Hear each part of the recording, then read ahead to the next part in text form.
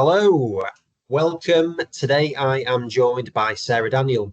So Sarah Daniel is Clinical Director at MOTIONrehab, which is a very impressive facility in Yorkshire, which we'll get round to a bit later on. But Sarah, thank you for joining. How are you doing? I'm good, thanks, Andy. How are you doing? Thank you for the invitation to chat with you today. No problem. No, we were just talking off air there about holidays, things. I've been away a lot. You're going away relatively soon. So as a company owner, how do you find it when you're leaving the business? It's a mixed blessing, I think. I think you're ready for the downtime, you're ready for a bit of brain space and a recharge, but there's always that maybe underlying anxiety of what's happening when you're not there. Um, I would suggest that maybe over the last couple of years, that's really improved for me, that I can kind of go off grid and take some time out. We've spent a long time developing the senior leadership team within the company. So that I know that the clinics are in really good hands. I've got a great finance director that I delegate to, and she kind of holds the fort while I'm away. And then again, a big development for the business in the last couple of years was bringing on board an operations manager, and it's always a tricky decision because somebody like that is a cost to the business. They're not revenue generating, maybe like the clinicians are. So you get to that point of, can we afford that person? Have we got enough wiggle room in the numbers? But actually, as soon as our ops manager came on board, you suddenly realise they're invaluable. It gives you someone to delegate to, someone to have a little bit of brain space. She's phenomenal at her job. So I'm really hoping this year when I go away on holiday, I can turn the device off, turn the emails off, leave the out of office, and just deal with stuff when I get back. It's those last couple of days, isn't it, when you've been away and you're just thinking, what am I coming back to? But I think the ship is in very safe hands with the team that we have on board. Yeah, no, that does sound good. It's definitely good to get that infrastructure. I promoted two people recently, and just been brilliant for us. Just like you actually, people really want responsibility. You're obviously creating a new role. You've got an exciting business. And when you're recruiting, then, so what do you for those senior roles? What are you looking for in those people?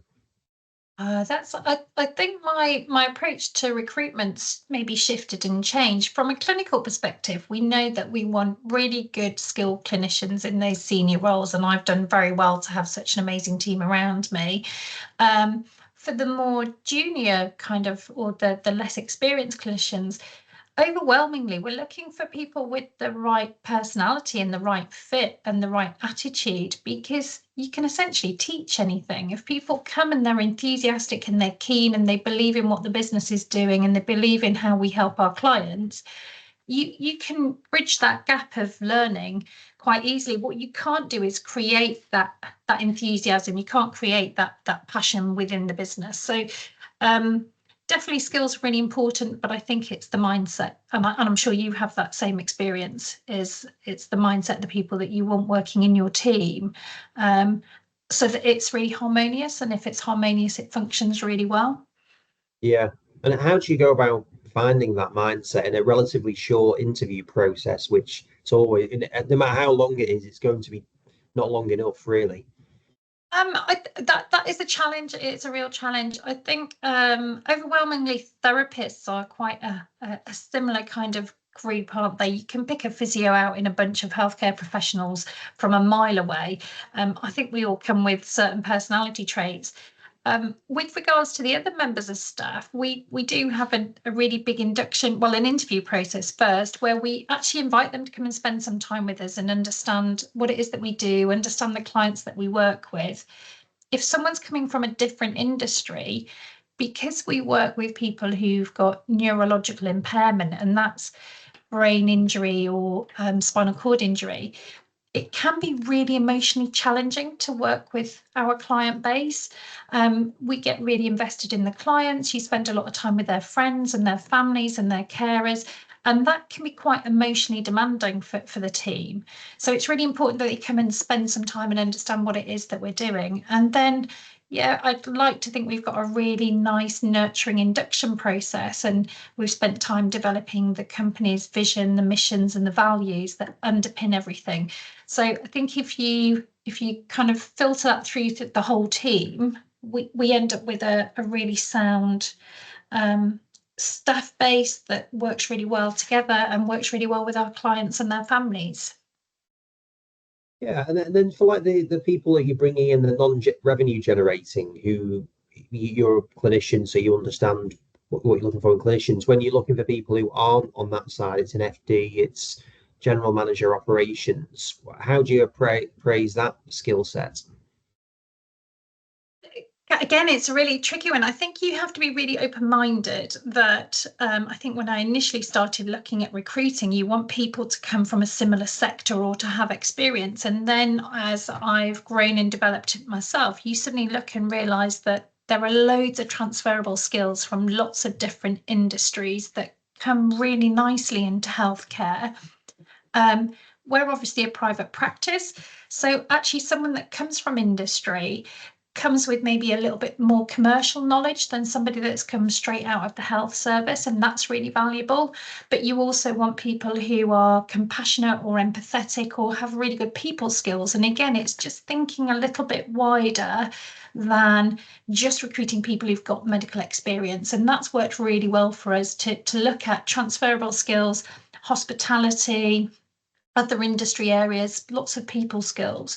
And I think I would advise anybody who's looking at growing their business, whether it's a physio practice or other kind of healthcare provision, is don't be too narrow in what you think you're looking for. Open it up and have a look at the skills that you could transfer into your business. And what that's ultimately done for me is it's brought in skills that I didn't know that I needed, because you don't know what you don't know. So when someone comes from a different industry or a different area, they come with ideas and examples of working practices that you could apply to your business that's really helpful. Yeah, I was chatting with Ash James from the CSP on the last podcast that I did, and we were talking about leadership. And I think that historically has always been a leader is this personality type there, assertive, alpha, whatever you want to say for it, whereas definitely a significant number of ways that you can lead things. You don't need to be sort of eccentric and sort of loud, opinionated, which there may be more negative words that I'm using there. Yeah, But it's funny. It's sorry to interrupt you. It's funny you say that because it'd be interesting to get a take of what the team around me say about me. But I know that I'm quite driven. If anyone asked me in an interview what my strengths were, it would be that I always take the leadership role within a group. But if anyone asked me what my weaknesses were, I would say I always take the leadership role in a group. So I've had to work really hard on my own professional development to just rein it in a little bit and not think that my way is the only way. There's more than one way to skin a cat, and look at the skills around you and learn from those. And I think that is, again, testament to our success, is that motion rehab can't be me, it can't be Sarah Daniel.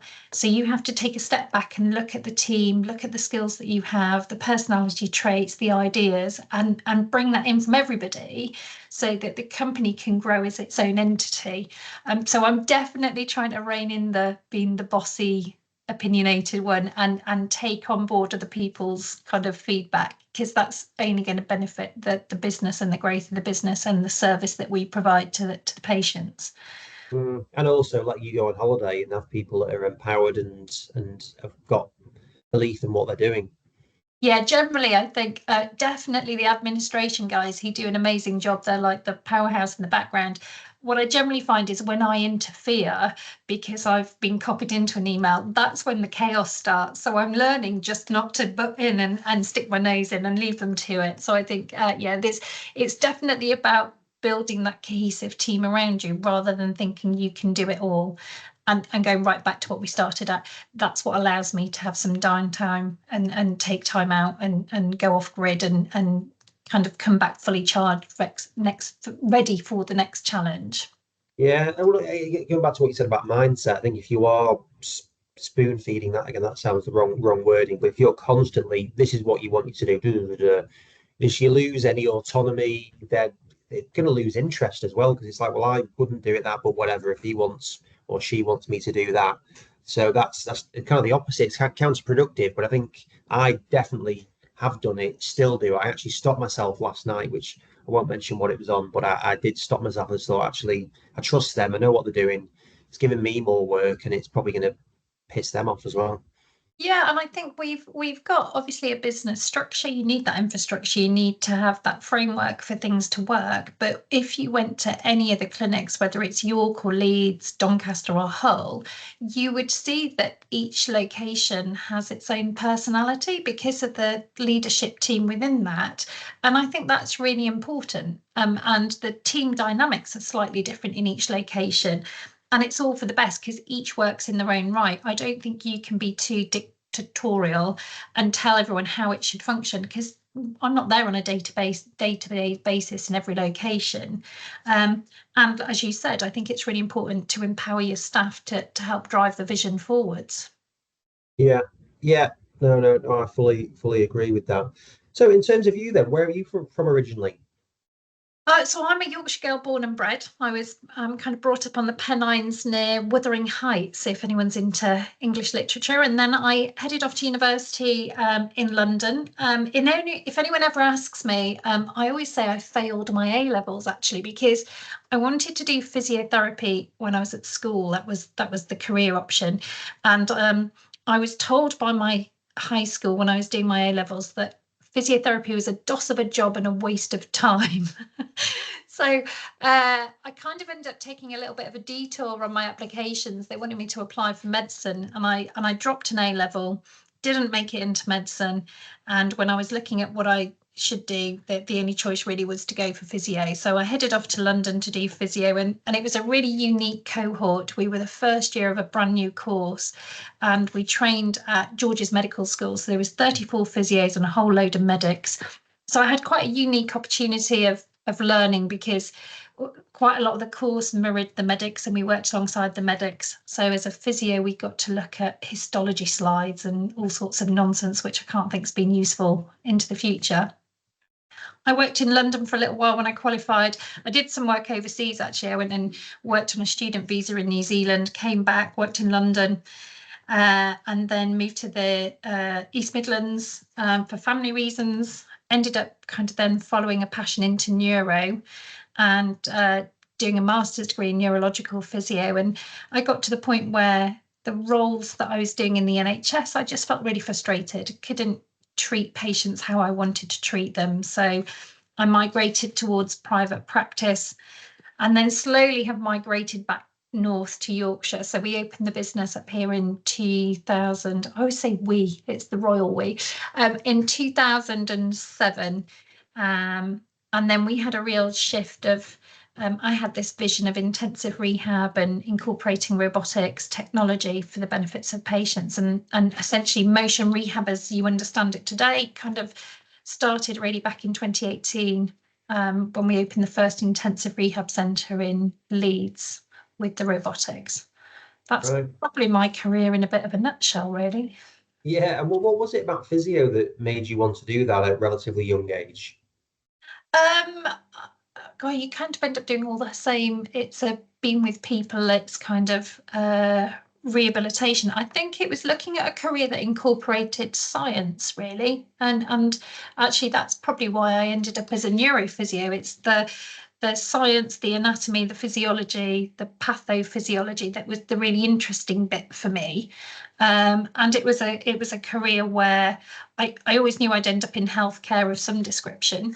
I didn't think I'd run a private practice. I honestly thought I'd go down the academic route and maybe do a PhD or something. Maybe that's in the future, but private practice kind of ended up as a bit of an accident more than anything else. So I think it was the kind of looking at human movement, the problem solving, the science behind it that kind of drove me towards physiotherapy. Mm. And then, so once you realised the NHS wasn't for you, how did you transition into private practice?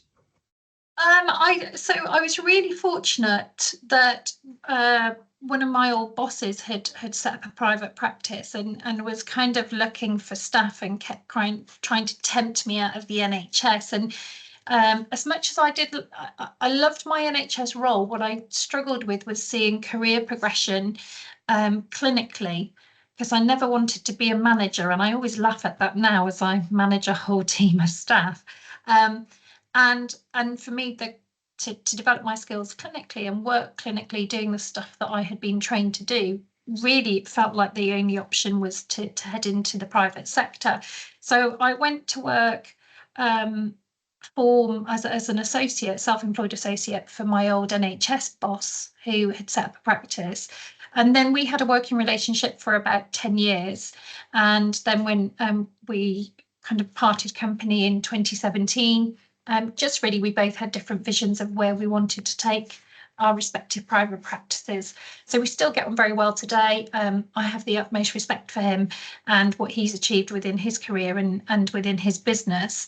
And it was just that separation of different drivers to what you wanted your career to look like, which kind of led to the opening of MOTIONrehab and the intensive rehab centre.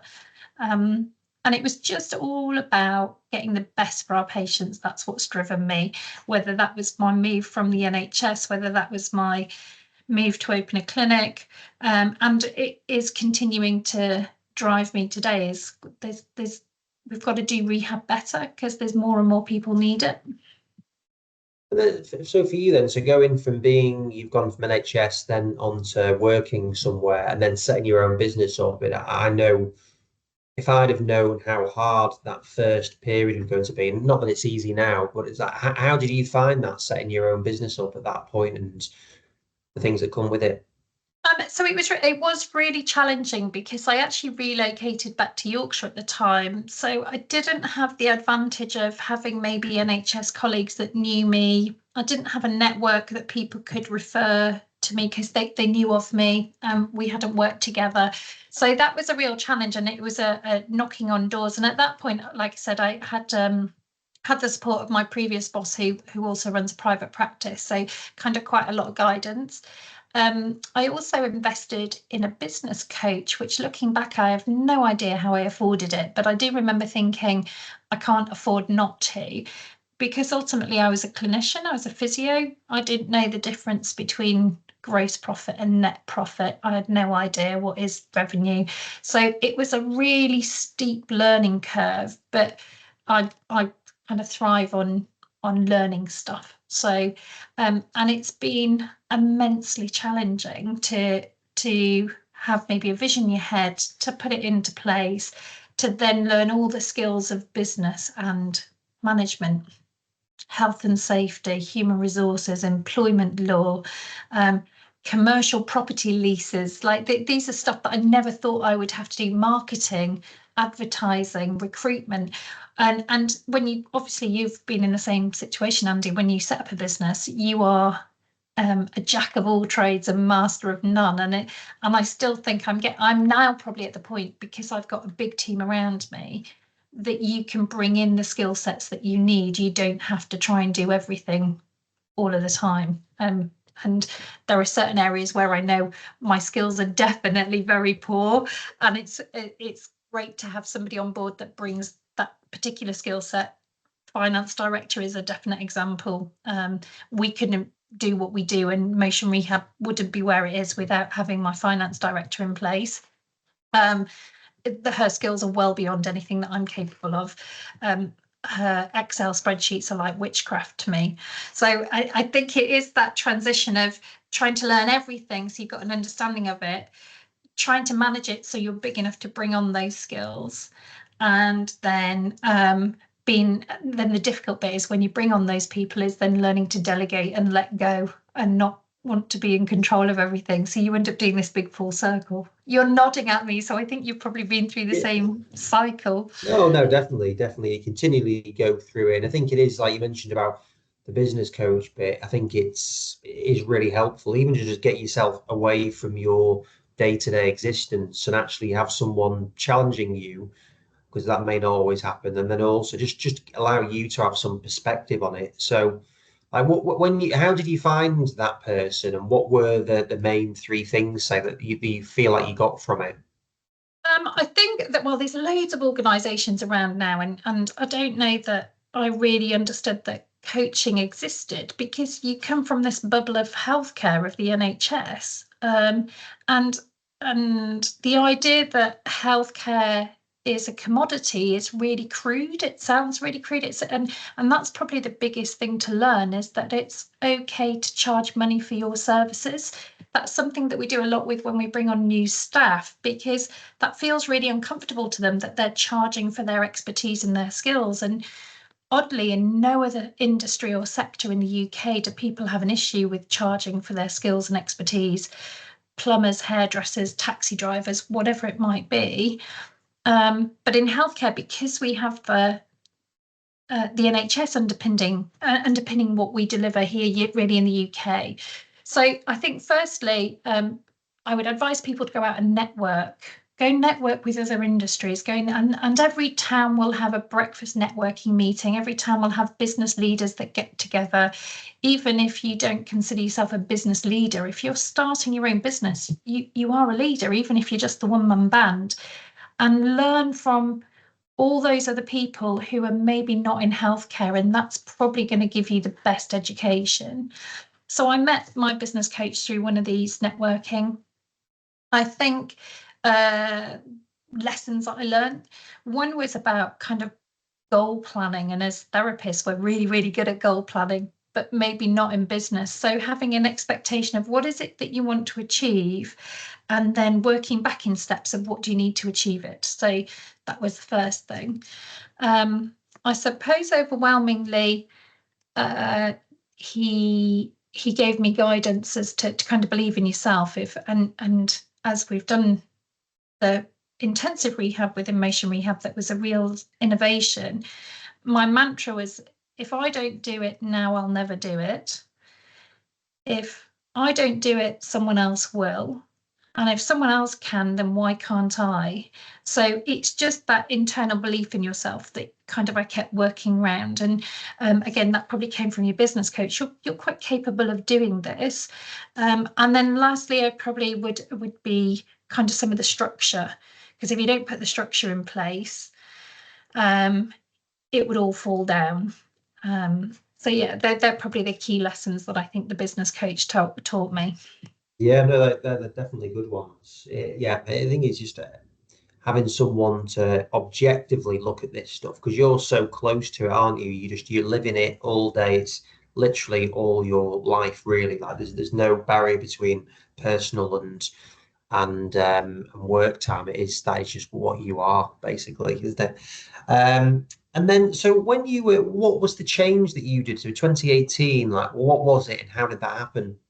So the shift really started probably a couple of years before that, in that I'd always had an interest in rehabilitation technologies, and you could see this industry flourishing. You're looking at all these different devices or pieces of equipment that were there to help patients.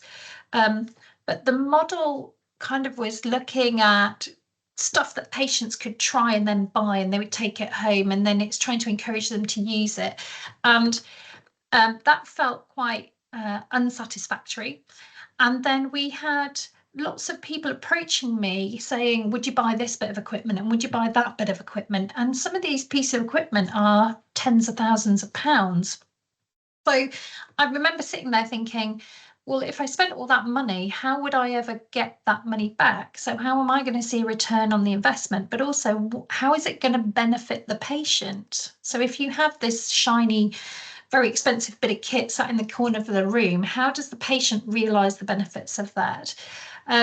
So I had a visit down to Queen Square, which is the National Hospital for Neurology and Neurosurgery in London. And at that time, Nick Ward, the consultant down there, was doing an upper limb programme. I think it was really in its infancies of doing intensive rehab.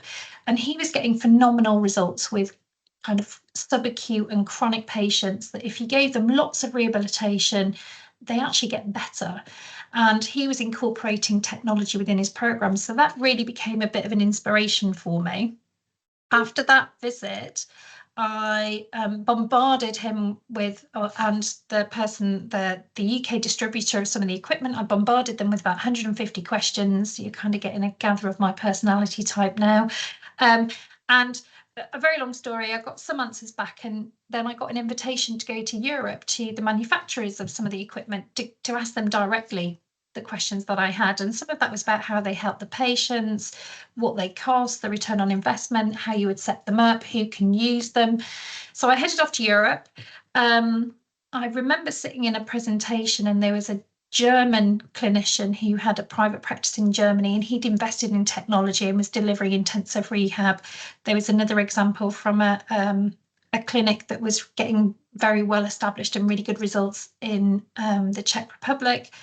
And it then kind of ignited this idea that we could use technology to deliver intensive rehab. That's what the literature and the research is saying.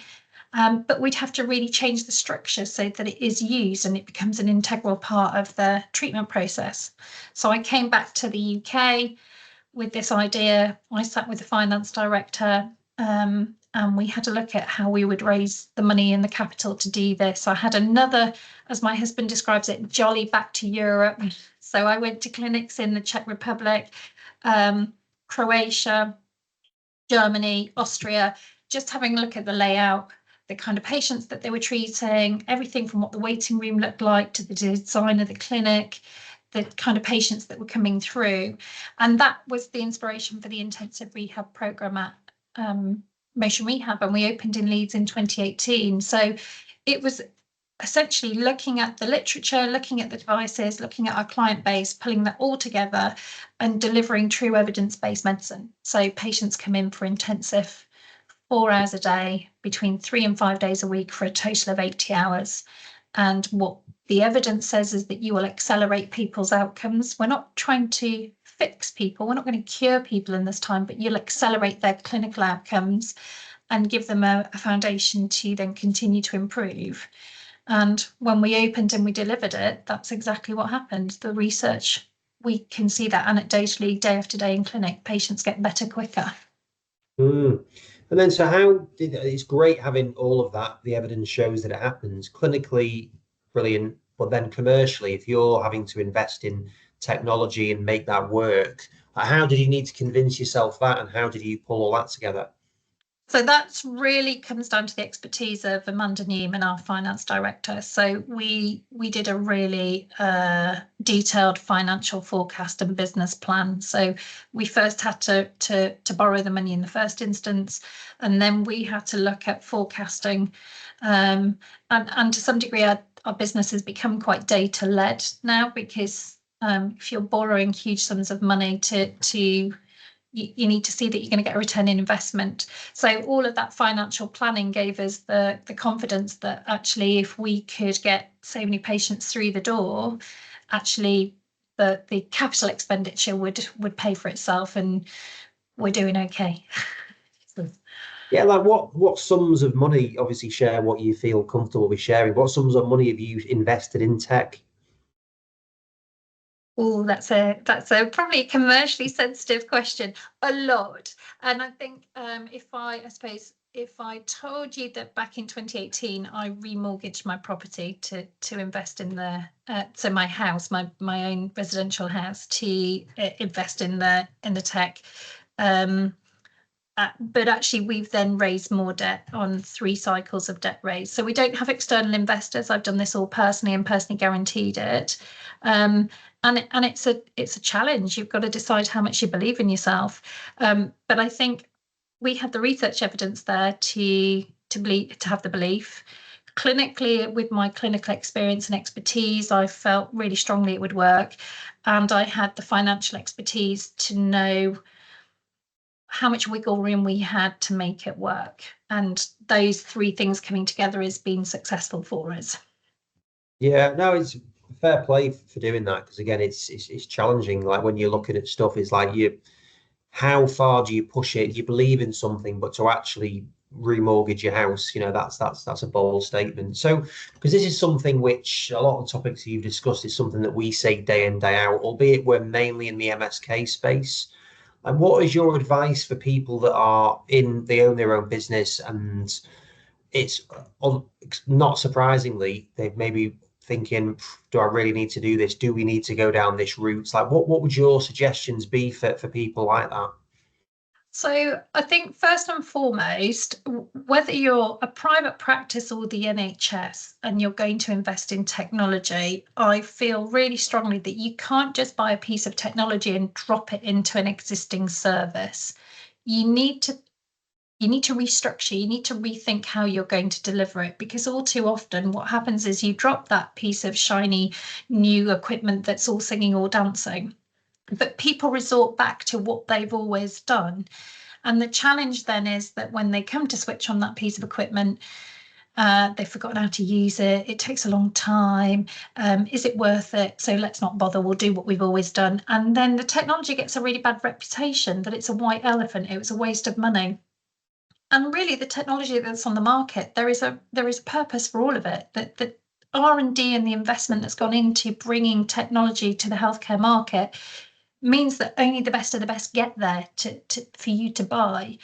So you need to think about how you're going to reorganize your service to make sure that that piece of technology, whether it's one piece or the 9 stations that we have within our clinic, is integral to the therapy that you're going to deliver. So that's first and foremost. I think you also, again, it might be really crude to talk about revenue generating in healthcare, but you need to think about this equipment as being able to generate you a revenue. If you've spent tens of thousands of pounds on a piece of equipment and across the other side of the room you can do the same thing with a £10 gym ball, why have you invested in that equipment? So you need to think about what is the return on investment clinically? How's the patient going to experience and realize gains from whatever you've invested in? But as a business, you have to understand that there's a commercial side to it and it has to generate you money. And to do that, you have to think really carefully about who are the patients coming through your door, what are the conditions that you're seeing, can the piece of equipment that you've looked at, the technology that you've looked at, can that deliver something to meet the needs of your patient? And my one bit of advice is you need to think about versatility. So if you've got a piece of equipment that's really narrow, it's a really tight clinical criteria to use it, that's going to be very hard to integrate. If it's versatile and you can use it with a wider scope of patients, it's probably easier, and that's maybe where you start with your investment into technology. But overwhelmingly, tech isn't going away. It's only going to get more, it's only going to get better, it's only going to get more sophisticated. And it's not about replacing therapists. That absolutely doesn't happen. It's about getting the best out of the patient, and that's what it can do for us. We can work alongside it and get much better outcomes for the patients. Yeah, no, I think that's interesting. And then just getting your perspective on things as well, because like I would love it if we had a client that is asking me a load of questions about the technology that we're involved in. To me, I'm all over that, because it's like, great, you're engaged, you're bought into it. So where do you see the distributor or the manufacturers, their job stops and it's up to the business to run it, or does it stop? How do you see that relationship? I don't know that it does stop, Andy, and I'm sure with your clients that you work with, you probably still, with some you might still be quite heavily involved, and others it might be a light touch. But I think it's always a two-way street, because the technology isn't static. There's always developments, there's changes, there's, I don't know, software upgrades. There is information. You might have gone to a clinic, Andy, and seen somebody using a kit in a certain way that you go, oh, that's really innovative, and I didn't really think we could use that kit in that way or with that client base. So you feed that back to your existing customers or to your future customers. But I think we have a real responsibility as clinicians to feed back to distributors, to manufacturers, what's working, what's not working, what do we like, what do we not like. And I know as an organisation, we're involved in a number of kind of Facebook groups with clinicians globally to go, oh, have you seen us using this? Or, oh, you've used it that way, or you've used it with this patient and we never thought of that. So I think that relationship between manufacturer, distributor and clinician should be really ongoing, and it remains interactive. There'll be times when it's a busier conversation, and there's times when it might go quiet. But I think that's a really important relationship to keep going. And I suppose the only other bit that we haven't talked about is that there are academics that are constantly doing research, and then linked with the manufacturers or the distributors, and linking the clinicians back to those researchers is really important. You might just be able to contribute something, you might be able to contribute data, an idea, they can contribute things back to you. So I would perceive it to be an ongoing relationship, and I don't know whether you have the experience with your clients that that's the case. Yeah, no, absolutely. For me, that is what it's all I do genuinely is connect people. It's like with the manufacturers, when we're looking at the technology, it's not just the tech, because like you say, most tech is pretty good these days. There's always going to be use for it, but it's also seeing what the people are like behind that company. Are they looking to innovate? Are they open-minded to to things? And it's the same with clients, really. I love it when we've got a genuine relationship with the client and you can share ideas. You think actually, like you said, of just seeing this, that might be relevant for you, or how do you do that there? And you're kind of looking for something that's you really looking to add value. So that's really all I see as my particular role. A company, we've got other people that maybe on more on like the clinical applications side, which for me is I see myself as a facilitator and connecting people with things that I feel will be like-minded or like valued, and say actually no, this could add up. So you're a good example, because we don't do that much in Europe currently, but I really impressed and inspired by what you've done with your business and your approach to doing it. So that's really what I like, is we've spoken quite regularly on things now. So even though it's not quite in our remit, I still find it an interesting conversation. I think a lot of people could learn from what you've done. Yeah, and I know, Andy, you've made some really useful introductions because, like you said, we're sitting in reasonably different spaces traditionally, MSK versus neuro, but actually these areas, I think, really have huge overlapping areas, and if traditionally you sit in those silos, you miss out on opportunities. So the idea that we can connect, we can share ideas, and what you might have seen as deliver in the neuro field, you can apply in MSK and vice versa. So I think it's really important that we have these conversations. And I would probably encourage other clinicians who have private practices not to be too quick to shut down the distributors, because I think there's always this impression that someone's trying to sell me something. They're constantly trying to sell me something. So when they get that approach, or they get that inquiry, or they have a little bit of a conversation, it's really quick to go, I'm not going to buy anything, I don't want to talk to you. Well, actually, you're missing out on maybe a network, or you're missing out on some information or latest research. And the distributors and manufacturers, obviously they want to sell devices, but at the same time, they're trying their best to advance our profession. They're trying our best to advance the benefits to patients. So I would just encourage people, when you get that sales call, in inverted commas, don't be too quick to shut it down, because you never know where it might take you. It might lead you, and somebody might be able to introduce you to somebody that actually in a few years' time you look back and go, I'm really glad I took that call, or I'm really glad I responded to that email or that LinkedIn reach out. Yeah, yeah. Well, certainly from my side, that's exactly what it is. Really, is that, and you also, I definitely appreciate. I get phone calls, people trying to sell to us on something, and a lot of the time I'm just not in the mood or whatever. So I do get it, and it's easy to just kind of say that as a sweeping statement. But ultimately, I agree. It's like there's a reason why people are in business and why they're doing things, and there's normally something to be gained, even if it's just like actually that doesn't align with what I'm doing. I think that's what I like, is having the open conversation with people, explaining it, saying this is how it could work for you, or understanding where you're trying to go. If it doesn't work, no problem, good luck. And I think that is an important message. And I think you can be upfront.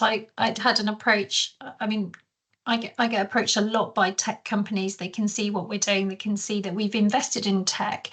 And I had a recent approach actually from somebody with a device, maybe not dissimilar to what we already have. So they wanted to approach me, and I said, well, that's really interesting, but I'm going to be really honest and upfront. I'm not in a position to be buying anything right now.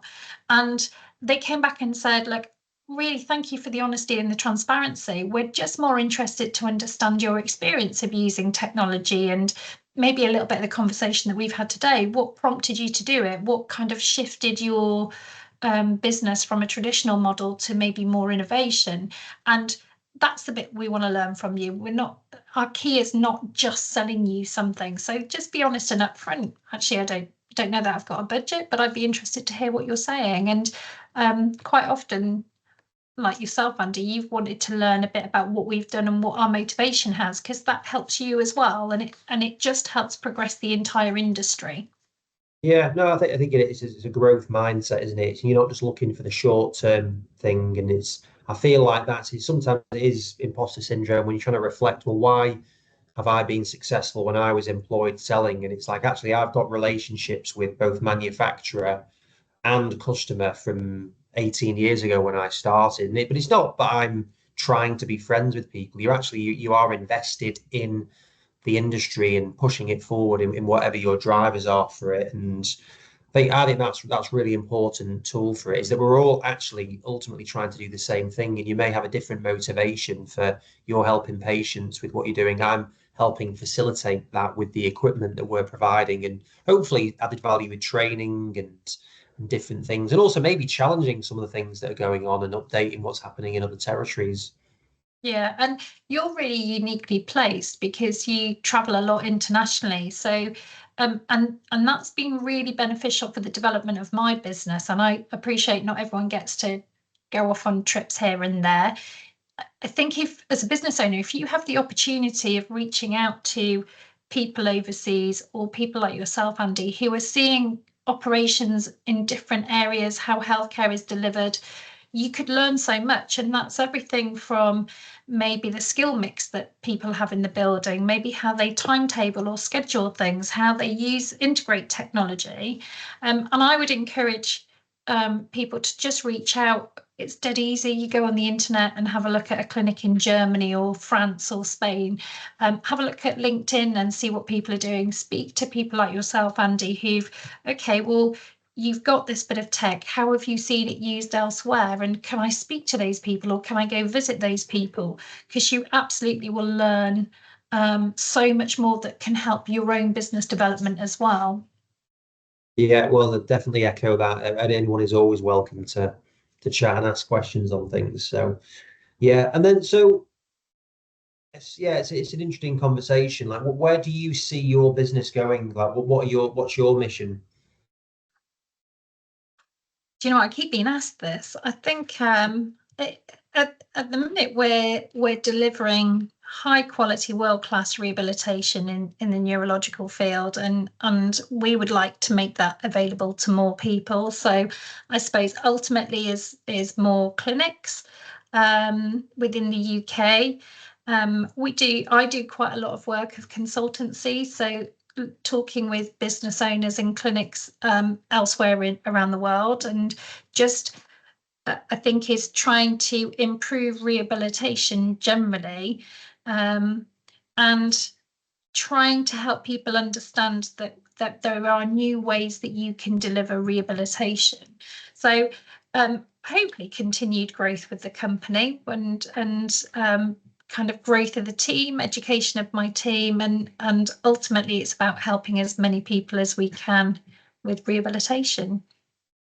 Yeah, no, it's great. Well done for getting it this far and doing what you're doing. It's always really interesting now. I do keep a keen eye on what's happening in this world, and again, there's great evidence for the work that you're doing.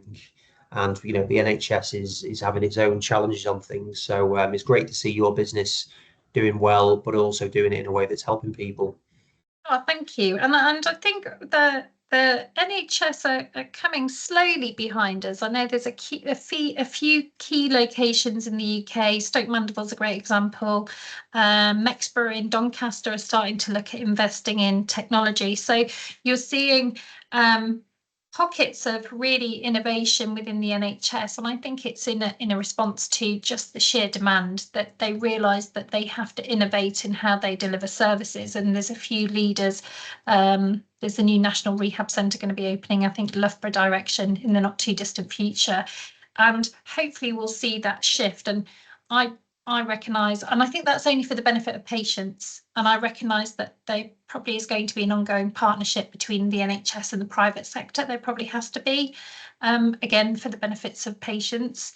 But it will be nice to see this shift occur so that we can really be delivering rehab that is that should be delivered in the 21st century. Yeah. Well, look, it will be interesting once the rehab hospital's up and running, and it's going to be it's a big operation, but it'll be great once it is there. And then, how do you switch off? Oh, well, I'm really fortunate of living up here in North Yorkshire, so I have the Yorkshire Dales on the doorstep. So I kind of will have a pair of hiking boots on most weekends. So yeah, it's the great outdoors for me, exercise and outdoors, and I'm never happier than when I'm on the top of a hill or a mountain. Yeah, no, I like that. What recommendations? Where's the best one to do? Well, I could give away the secret. So where we are here in North Yorkshire, there is Nidderdale, which actually was left out. There are some weird politics about it, I can't remember, but it was left out of the Yorkshire Dales National Park. So if anyone's heading to the Yorkshire Dales and they hit the national park, you'll hit hundreds and hundreds of people. If you head into Nidderdale, it's kind of horseshoed by the national park, and it's usually much, much quieter, just as beautiful, and you can walk for hours and not see people, which makes me sound very antisocial, but I don't like to be with a crowd on a mountainside. You need it. No, you definitely need it. It's a good bit. All right, now I'm gonna check that out. I love my hiking as well, so that's a good one. And how about books? Do you read fiction, non-fiction, business? So do you know what? I'm not really great at reading the whole business books. I've had a few. So there was one for those starting out. There's a book called The Jelly Effect. I can't remember who wrote it, and it's all about how to hold those networking conversations. And the one bit that I always remember is, if you're at a networking event and you're talking to somebody, how do you get out of the conversation? And the Jelly Effect always talks about the amount of time that people in those environments for the first time excuse themselves from the conversation by saying they need to go to the toilet. And by the end of the night, you've been to the toilet 100 times. So that was a key bit of information for me. It was learning how to go, it's been a pleasure meeting you. I'm sure there's other people that you would like to talk to. So if you'll excuse me, I'm going to go and network, and being really bold and upfront about it. And then for pleasure, I'll read anything: crime, mystery, thrillers, historical fiction. Yeah. Right. Well, if you do that to me when we meet next, and you say that to me, I think I'll still say I'm going to the toilet afterwards. So I'm not sure I'll. Do you know what? It is definitely one of the things that I've really taken away, because I remember stood there thinking, this person's talking to me. It's completely irrelevant. And there's the person over there that I've been dying to talk to. I've just seen them present or talk. And by the time you've escaped, the person that you really wanted to speak to has left. So it's definitely a skill to be really honest and go, conversation's done. It's been a pleasure, but I'm now going. Oh no, you're right. I think yours is definitely that's the I'd say adult way, but it should be that way. Maybe it's a British thing. I don't know. Yeah, definitely. But yeah, that's the one book I'd recommend, is The Jelly Effect. The Jelly Effect. Yeah, I've not heard of that one. I'll check it out. Yeah, perfect. Brilliant, Sarah. Thank you very much for sharing your time. Really no, insightful. Thanks, Andy. No problem. And yeah, I'm looking forward to coming and seeing you soon. Lovely. Thanks for inviting me to speak with you. It's been a pleasure. Likewise, and make sure you switch off when you're in Canada. Will do. Thank you.